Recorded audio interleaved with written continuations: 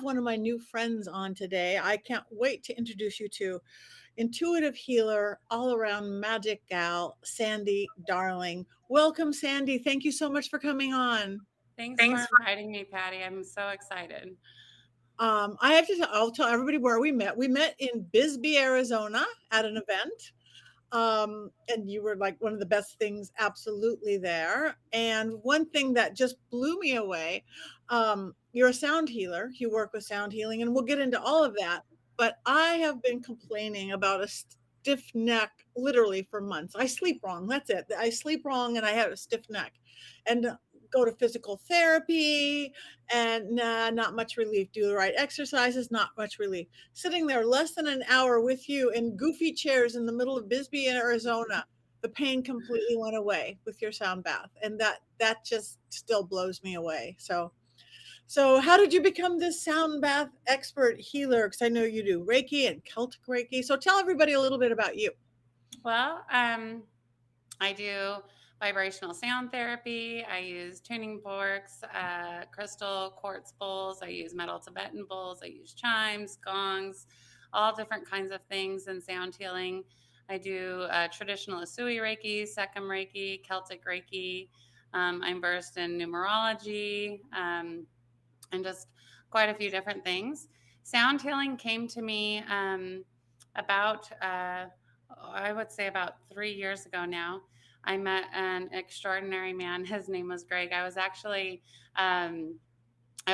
just telling my mom, I wish I could find a sound healer in the area to come in and do a sound bath for people, and possibly like a Pilates instructor, because we didn't offer that here at the time. We only had yoga. And so um, I this man comes in, and I mean, you're just looking for the VW bus outside. He comes in, you know, he's in his 60s. He's got this big hairy chest, and he's got this button-down shirt that's not buttoned up at all, you know.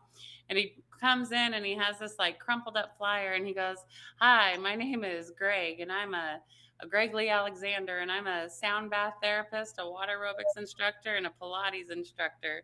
And I just looked at my mom, and she was just like, she couldn't believe it. I had just said, I'm looking for a Pilates instructor and a sound bath therapist. And he just walks in my door. Wow. And so he came in about November. He was a really great guy. And he started teaching me how sound therapy works. And I started doing more research on vibrations, and sound really is the medicine of the future. It's also the medicine of the past. Some of our oldest healing comes from drumming and didgeridoos, and I'm currently learning the didgeridoo, so I'm very excited about that. Um, and so he comes in, he starts teaching me sound healing. And Greg was a very gifted person. He was a very amazing man. And he also suffered from some schizophrenia, which I think is just, I think we have this filter that blocks other realms. And I don't think that he had that filter. And so he kind of suffered from that. And one day he took his own life.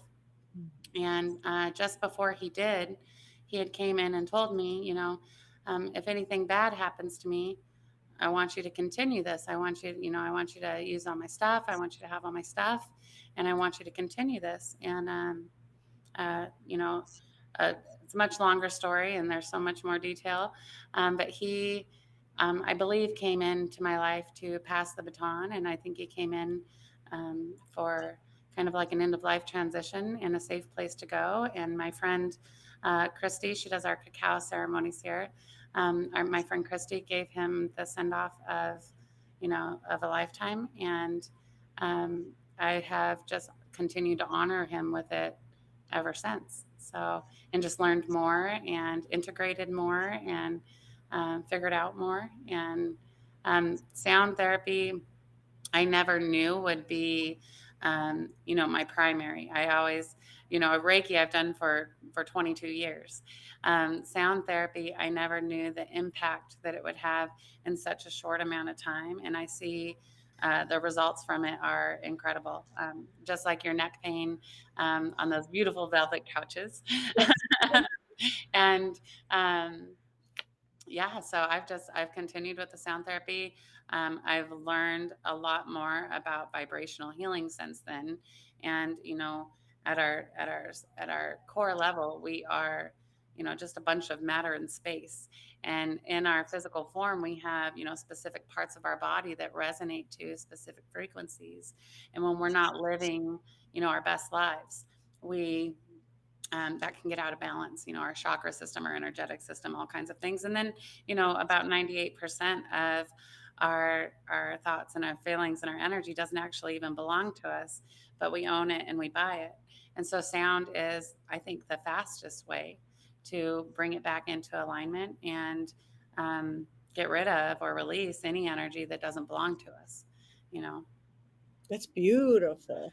So how did you get into this world in the first place? Your path, even with So the Reiki and stuff, whether I you're sent you spiritual. a text message the other day, and I told you that I had a full circle story that I wanted to share with you. I didn't even get And the text message. I want to tell you about this. And so I think it's really kind of crazy. So for Reiki itself, um, I was actually in the Navy. I was a helicopter pilot, or not pilot, sorry, mechanic in the Navy. And I was stationed in Coronado Island. And I lived in Imperial Beach. And one day on my way to work, a semi truck that was contracted by the Navy actually pulled out in front of me. And I had gotten into a really bad car accident. Well, I was about 5 weeks pregnant at the time, and my daughter ended up being okay, and I ended up being okay, thank God. And when but my pregnancy was very difficult. I had hurt my back, and so I wasn't supporting the weight of my pregnancy very well. I ended up going into labor very early, and they kept having to stop my labor. I was in a lot of back pain, a lot of things like that. And I ended up, after I transitioned out of the military, I ended up going home. And my sister was like, she came to me one day and she's like, "Do you remember your friend Becky Mills? She does Reiki." And I was like, "What's that?" And she goes, "I don't know, but I don't hurt anymore. And she just came over and her hands got hot, and I feel better. And I think it'll work for you." Well, I was pregnant, so I couldn't take anything for the pain, and there was not much I could do for it. And so I was, it was worth giving it a shot. And so Becky came over and she did my first Reiki session. And I was 19 at the time. And she came over, and it was the first relief I had felt in my entire pregnancy. And so she continued to do Reiki on me the rest of my pregnancy. And I actually had her in the delivery room with me when I was delivering my daughter, and she did Reiki on me while I was in labor. Wow. And then I just kind of continued on the Reiki path after that. I got my Reiki master probably about 12 years ago now, and started teaching about 4 years ago, and then just learned other modalities of Reiki as well. And it's really just been it's not even just a healing modality to me. It really is a way of life. I follow the principles as much as I can, and just kind of integrate that. It really has brought peace into my life. And then, I went down a path several years later, after some abusive relationships and things like that. And I went down a path of kind of self-sabotage a few years after that. And I still incorporated Reiki when I could. And I knew that, I think part of my struggle is, from early childhood, I'd always been different. I'd always not been accepted. I'd always had a knowing that nobody else had, and was kind of told I was crazy, and diagnosed at a very young age with personality disorders and everything else. And it just simply wasn't, I just wasn't understood yet, and I didn't understand myself yet. um, so several years later, I had went down this kind of self-sabotage path, and um, I I was looking for a way out. At the time, I didn't have a job, and one of the free things that I could do was go to the library. And I just needed anything to take me out of my darkness. And I needed anything that brought me back to what I knew, because everything I was doing went against what I felt. And so I started checking out all kinds of books on the esoteric and numerology and tarot and working with angels and working with fairies and working with dragons and, you know, absolutely anything I could, and I had already known quite a bit about kind of elements and paganism and things like that because I actually started working with Wicca and paganism when I was about 9. Um, and so I already kind of knew some things about that. And I knew that that kind of, that brought a peace to me, just working with the elements. So I knew that all these other things, just being able to ask for help and having a hope that it was out there for me, really helped bring me back to center in some of my darkest days. And so I have to tell you, that was um, probably about 16, 17 years ago that I went through this time. And I actually kept a journal during that time of entities that I had seen. There was actually one time I felt very possessed, and I actually had an exorcism done by a paranormal investigator out of Flagstaff, Arizona. And he brought his equipment in and recorded the whole thing, and he did all of that. And we had some entities come through that spoke during this time. And um, it he was able to help kind of get rid of whatever was attached to me and bring me a little bit of peace. It was probably the most gut-wrenching experience I've ever had in my life, because I felt like whatever entity was attached to me, I could also feel the suffering of the souls that had already been, taken by it or something like that. And it was just a very dark time in my life. And so I came to Hollywood last month, and I got to hang out with you and, meet some really very intelligent, amazing people. And we got to dance with vampires all night long, and that was so amazing, and so I came back, and I kind of had a full circle moment when I came back. And I had thought to myself, this vampire energy is such an amazing energy. Why have I never worked with it before? I call on every other dimensional energy that I can think of, and I was like, why have I not worked with this energy before? And I don't know a lot about vampire energy, but I know what I felt. And so I was like, for me, I guess I came back and I realized, like, one of the things that I do when I work with people is I help them kind of find the trust in themselves, to find that point of self-love again, that self-healing again, and find that trust. Most people don't trust themselves once they get into a situation. And so I kind of help try to integrate all of their parts and bring them back to that moment where they can just love themselves wholly again, and then they can find their self-expression. And so what I noticed when I was there, and you can please correct me if I'm wrong, is that um, vampires have this connection to light source. They have this connection to light source, and they have the ability to reach people in the depths of their darkest hours or in the depths of their deep emotional trauma, and give them the chance of self-expression first, to then find their trust and their self-love again. And I think it kind of works almost in a backwards way of how I work. And I can guarantee you that if somebody like me would have reached out to me at that time in my darkest hour, I would have just thought that I was being judged, or that I was, not worthy of, you know, um, the healing or whatever else. But and please correct me if I'm wrong, but vampires seem to have this energy that can connect with that, and is a direct link back to that light source for people that are kind of down, and trust isn't an option yet, but self-expression is. And so they kind of come back to that. And I was like, why have I never worked with vampire energy? I call in dragons, I call in unicorns, I call in fairies, I call in, the elements, whatever. And, all my extraterrestrials. And so I was like, you know what? I remembered a time that just before my exorcism, just before that really dark time in my life, and I'm not an artist. I mean, if I'm drawing pictures, we all have giraffe necks.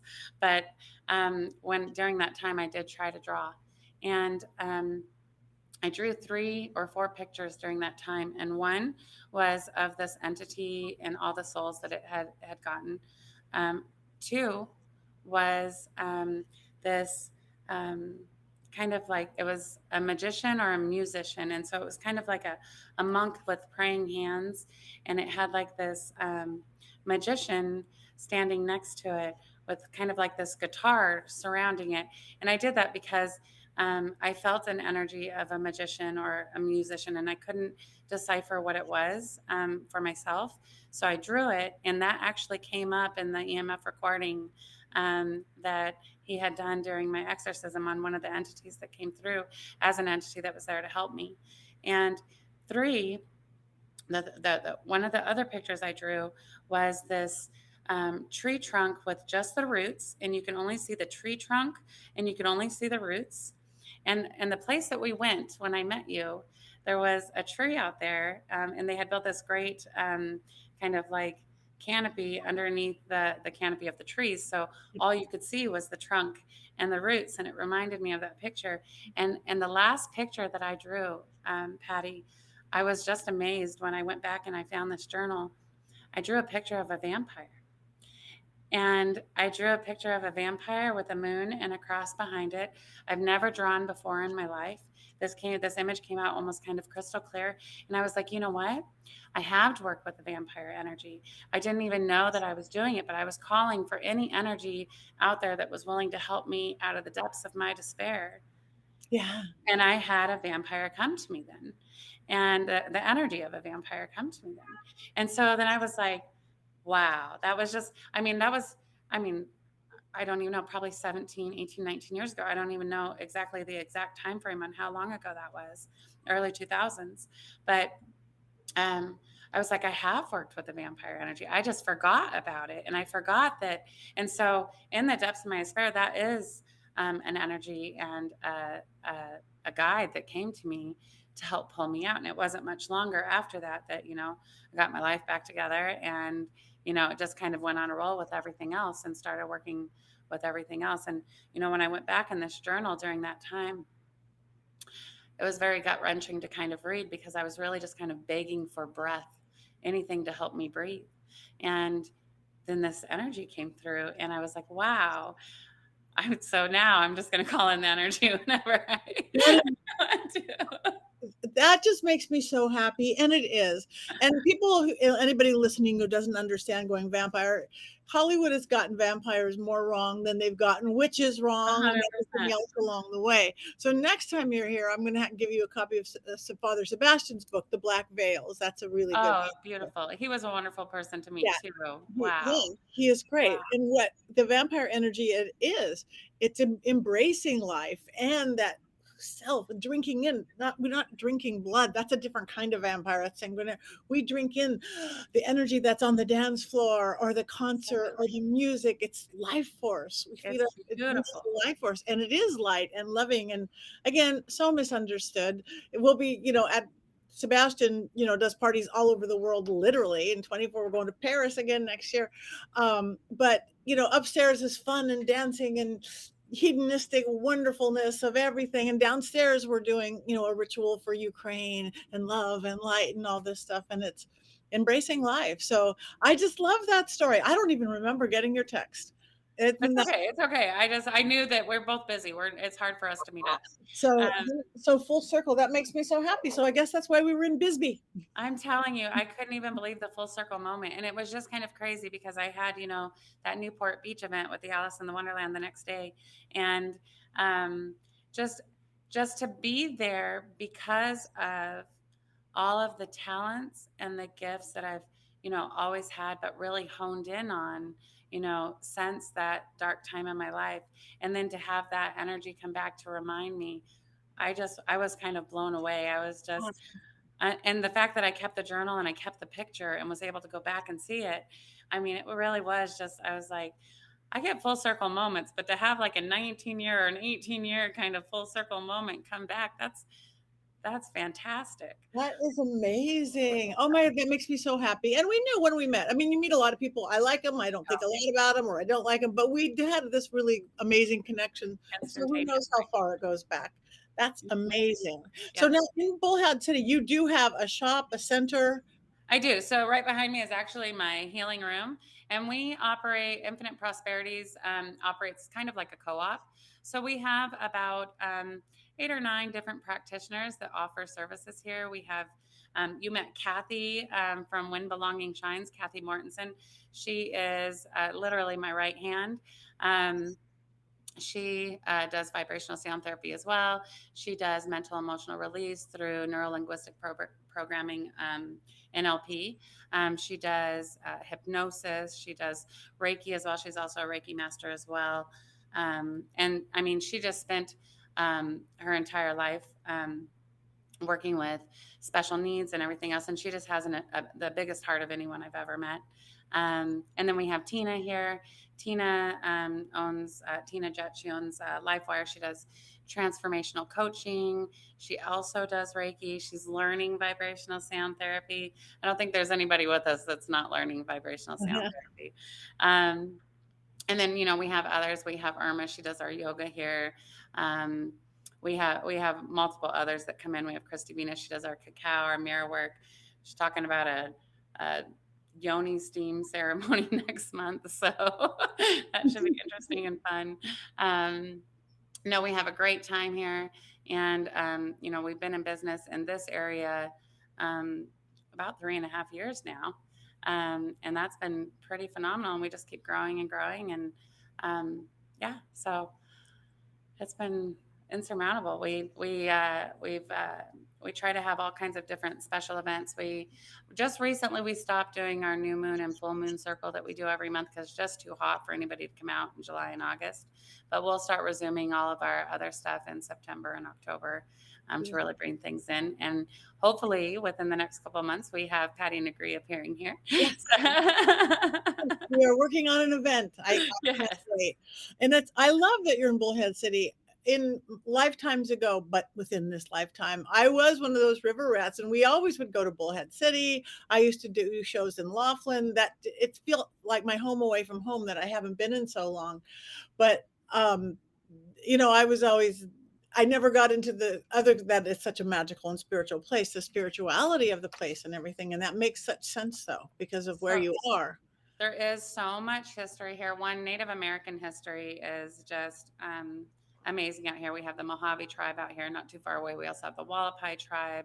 Um, and there's just a lot of information out here on that. We have the Mojave Mystic Maze, which is an incredible place that the warriors of the Mojave tribe used to walk through on their way home, so that if there was any spirits or entities attached to them or following them on the way home, the spirits would get lost in this maze and not follow them back to their home. And what's really crazy about that place is if you ever saw the movie Aaron Brockovich. Mhm. Yeah, so they actually did some filming out there, and that's because that area naturally, nothing can grow in that area. Naturally, all the rocks are black. It regrades itself no matter what anybody does to the area. It retakes the shape that it had before. They've had to rebuild the highway that's near that area. I don't even know how many times because the land naturally kind of goes. It's almost like a vortex kind of energy, but I guess maybe the opposite of a vortex kind of energy. It kind of takes away the energy. Nothing survives out there or grows out there. It's just a small square area of land. We Wow. have, we had Hardyville out here, and all the mining that's out here, and there's just we're not super close to the railroad, but it's not too far from in Needles, California, and so there's a lot of history with that out there as well. So yeah, it's very history rich out here. Yeah, that is beautiful. So what's next for you? Do you have any big plans of what you want to do on your path and on your journey? I do. I'm actually kind of restructuring Infinite Prosperities as we speak. When I first opened, I was very geared towards in-person type meets, and I kind of have grown as much as I can in that way. So I've had to kind of figure out, I guess, in Access Consciousness bars. I also am an Access Consciousness bars practitioner, but in Access Consciousness bars, we say something. In order to stay in creation and not maintain old energy, we destroy and uncreate it. And just allow it to kind of recreate it with infinite possibilities. And so that's kind of what I'm doing right now. I have a chakra healing book that I'm hoping to get published in the next 2 months. Kathy and I are also working on an integrative process, a new modality that we're putting out. Um, and we're hoping to have that out in August. That's going to be amazing, and it's integrative, and so it's something that you can add to any just adding to your life, but adding to any healing modality. It will be. It's really amazing, and it really builds on manifesting and creating your reality, through that web of consciousness or through that divine type matrix. That dark space. Um, and I'm working actually. I've had some really amazing opportunities come up in esoteric consultation for some investments and things like that. So I'm hoping that um, I can build even more on that. And yeah, so I'm trying to just kind of restructure. I'm trying to teach more of my classes. I do certify in Sekhem, Celtic, and um, traditional Reiki. I'm hoping to get credentials to certify in vibrational sound therapy. I'm about to become a retailer for a beautiful brand of sound bowls, and I'm just booking more resorts, more events, and just trying to do more retreat style booking. I love when I can work one on one with an individual. But I think that with my gifts and my talent and my knowledge, I think I need to be working with more people at once. And so that's what I'm kind of restructuring to be able to do. And that's where I'm at. It's beautiful. So you sit around doing nothing. No. I need an employee. We are of the same cloth. I do. I have to have 12 projects, but that's amazing. So now I'm sure all my people are intrigued. Before I'd let you go and tell everybody where they can find you, you as an intuitive healer, as a magical girl who's gone through all that life does, um, do you have what is your one or two tips for people just so they could live their best life? Do you have anything that you say, just try this? Surrender. If you are feeling in resistance, if something feels light, it's all yours. If something feels heavy, it doesn't belong to you. Learning to, I mean, if you can just check in with yourself before you walk into a building, before you walk into the grocery store, before you walk into a department store, before you get out of your car, before you leave your house, check in with yourself. Do a quick scan of your body. Notice how you're feeling. Notice where your thoughts are. Notice any sensations that are going on, however you notice that. And then when you go in, because usually you go in somewhere and you come out a hot mess, and you buy it, you own it, you think it's yours, and it's not. We really are that. Even if people don't understand it, we really are that empathetic. We really are that telepathic. We really are meant to communicate with a transfer of energy. And we've moved away from that, so we don't understand our own ability as much. And so if you can tune in, just do a quick 30-second scan on your body before you go in somewhere. And when you come out, anything that you're feeling or noticing or sensing or thinking, when you come out of there, doesn't belong to you. Leave it there. Return to sender with consciousness attached, not your circus, not your monkeys. And so um, I've also learned that surrendering to resistance. If you're the biggest clue that it's a trigger of trauma or programming or conditioning or anything like that is when it feels uncomfortable to do it. Like when it feels uncomfortable to do it, it means you're going against what and so just surrender. If it's you can't fix people, you can't change people, you can't change the situation, you can't control the outcome, you cannot control how people feel about you. Release the judgments, release the expectations, and just surrender to what is opening up for you, and you'll see so many more opportunities. It's in that resistance that you kind of have to do the loop, and you kind of have to do it over and over and over again until you figure it out. But once you start surrendering, even doing some of the hardest things you'll think you'll ever do, as soon as you do them, it becomes light and it becomes the easiest thing you've ever done, you know? And so surrender. And if it's light, it's all yours. And if it's heavy, that's not your, that doesn't belong to you, you know? So That's that's kind of it. that is beautiful wisdom, brilliant wisdom. Checking in, awareness. I thank you. All That's right. So now that I'm sure all my listeners and watchers are really intrigued with you, tell people where they can find you in the world, online. awesome. Thank you so much. So I have Facebook. You can, my personal page is Sandy Darling on Facebook, Sandy J. Darling on Facebook. My business page is Infinite Prosperities. TikTok is also Infinite Prosperities. Instagram, Infinite Prosperities. YouTube is also Infinite Prosperities. I have two websites. They are both under maintenance right now, but Inpro, INPRO 89.com and sandydarling.com. So SANDYDARLING.com. I think that's it. Good. I think that's it on social media. Mhm. Yeah. So, you guys like her, follow her, find her, check her out. You're going to love her like I do. And if you're anywhere near the Bullhead City area, Arizona, which is a light and long, you said, where California, Arizona, and Nevada all kind of come together. We have a great time here from about October to May.